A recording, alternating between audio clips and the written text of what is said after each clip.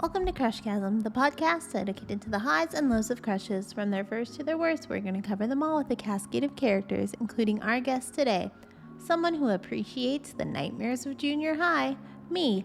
Yes, I'm back for part 2 of Crushes That Raised Us. We've been promoted from elementary to middle school, and we are going to go over sense of self, or rather lack thereof, cliques, puberty versus purity, and if you believe, we'll make it from Ludacris to Lizzie McGuire. Obviously, you're aware of who you are as a child in 4th grade. You know you love the color green, pizza is top tier, your Stone Cold Steve Austin action figure is one of your closest friends, but it all feels very surface level as a child, right? Inside Out 2 highlighted as much with Riley in the 2024 sequel. See, we start to truly build our sense of self during middle school, and it's not just about what we like and don't like, but how we respond to the world around us on a deeper level.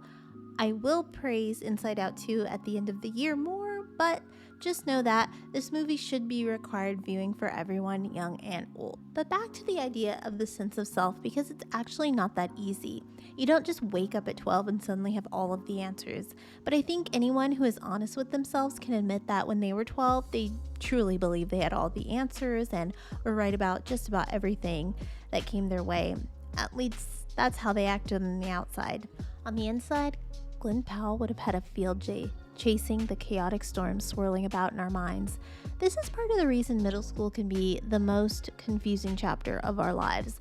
We're lost, clueless, and there is no map, and even if there was, we'd be too naive to follow it. This ironically transforms into falling prey to following what's cool, and soon enough, what you personally perceive as cool. Yep, there are two sides of cool, and the popular vote is what is going to get you first. It's sort of an overflow of elementary school, only with acne and attitudes. They're known as the cool kids. The coolest kids in middle school, the alphas if you will, are who you likely fell for when you stepped into your junior high homeroom for the first time. You sat down, assessed the situation, grabbed a gel pen from your JanSport, and jotted down in the depths of your 5-star a quick ranking of the social ladder. But what was cool then for millennials? Well, millennials were born watching Gen X's hand-me-downs while also being bred to obsess over their own. In the end, the cool kid was kind of always the same. Athletes, pretty people who never had to use Clearasil wipes, and those who appeared more have than have not. They were the Freddie Prinze junior highs. Teen movies, although high school based, were more influential to millennials of the time because the tail end of the 90s spit out at least a dozen or so that sold us not only movie tickets, but also the idea of what was cool. However, it also introduced us to the cliques because not everyone was a Freddie Prinze or, if you're old school, Emilio Estevez. They were brains, weirdos, rebels, etc., etc. And after the allure of the popular kids wore off on some, they started to form an actual opinion on what they thought was cool and fell into their own clique. Cliques helped ground a sense of self, but we still found ourselves as followers when it came to the things that we liked, like fashion, and the biggest influence for pubescent youth at that time, music. Singing along to the top 40 as kids is one thing, but finding yourself and connecting to music that speaks to you on a level you view as mature at 13 years old kickstarts a whole new side of your personality and lends itself to crushing. In the late 90s and early 2000s, sadly, boy bands and pop princesses were inching their way from the spotlight, and in their place was a wave of hip-hop and rock, sometimes together in the style of nu metal. Those that found themselves in the grasp of Nelly, Ludacris, and Eve were going to dress differently than those who praised Korn and Limp Bizkit. And when you're 13, fashion is how you can easily and quickly know you've not only found your people that are into the same things as you, but also people that you could likely be interested in romantically. Well, as romantic as kids with no cars or incomes can be. So it was like being interested in someone that motivated you to make out in the back of your local theater. Oh, movies. Movies also help push along something new that was causing a crush overdrive in middle school: hormones. Just look at the cream of the crop that was released in 1999, American Pie. This was millennials' Porky's, the fast times for the AOL generation. Apple pies on windowsills now had a new fear that outranked thieves: horny teenagers. Jason Biggs and company weren't the only characters, though, from the big screen making us overthink about sex. We had Seth Green's focused on the booty Kenny from Can't Hardly Wait, Allie Lauder's whipped cream two-piece in Varsity Blues, and the entire ensemble that made up Cruel Intentions. So while fashion and fads pushed us towards crushes, so did the onset of puberty and the very sexual things we were taking in every time we were kind enough to rewind. Netflix's Big Mouth has educated the masses about the trials and tribulations of puberty, but has also taught us that we all go through it. And yeah, while our experiences vary depending on a number of things, the bottom line is that most of us are horny, humping monsters at that age.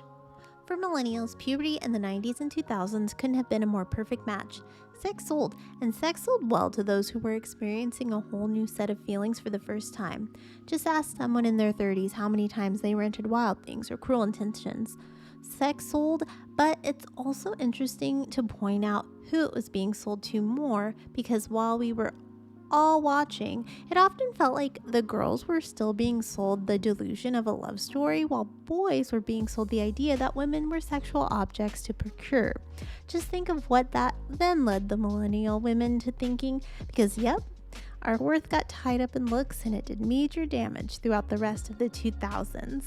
More on that when we eventually crush on the 2000s, but for now, let's take a look at what I would consider the Mount Rushmore of the, I guess we're going to call it the male gaze of millennials' crushes during puberty in the 90s and 2000s. Pamela Anderson, Carmen Electra, and Jenny McCarthy. All three were integral to millennials' formative years. Pam Anderson alone could be placed upon a pedestal for her contribution to sex education in the 90s via the infamous home video she made with her then husband Tommy Lee. Hell, they both taught us a lot about anatomy at the time, when seeing naked bodies wasn't just a click away. No, we had premium cable channels after midnight, magazines found in abandoned areas like the woods, and those naughty pins that dads had in the top of their drawers where the ladies' top slid off. There was no Instagram models then, just a blonde babe in a Baywatch swimsuit. Baywatch also lent itself to those who marveled the male form too, but it wasn't as iconic as Pam. But I don't think that was an accident. While Boys Will Be Boys was still the narrative parents loved to pen, again, some girls were being sold a completely different story. Kate Kennedy goes into detail in One in a Millennial about her obsession with church youth groups growing up and how purity culture was packaged to us back then. And it's strange. It's odd to tell a young, impressionable person that sex before marriage makes a woman like a chewed piece of gum. Because who would want a chewed up piece of gum? That's wild to me, but even wilder that was just one example that Kate could recall that I'm retelling to you. So we were seeing women bear it all on MTV, but also being told that was really bad. Mixed messages all over again, like Doug and Helga. The delusion of Disney might have started to fade around middle school, but now it was all about being cool or being a prude.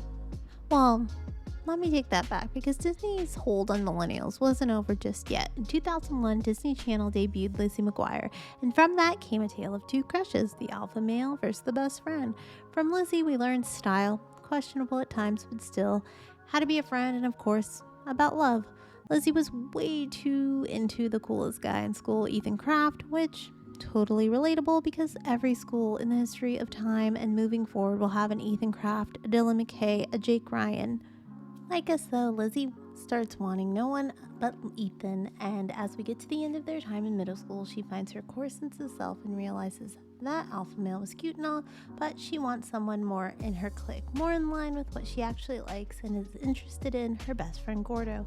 Of course, we got a kiss in the Lizzie McGuire movie, but Disney Channel decided that we didn't need more from Lizzie then, nor now. Disney Plus wanted to crush dreams and not move forward with the Lizzie reboot when they launched the streaming platform because God forbid a 30-something-year-old woman can have sex. Meanwhile, you can watch Deadpool on Disney Plus. Wait, is Disney still trying to pitch purity culture? Well, that's something that will be biting at my mind for the next week or so.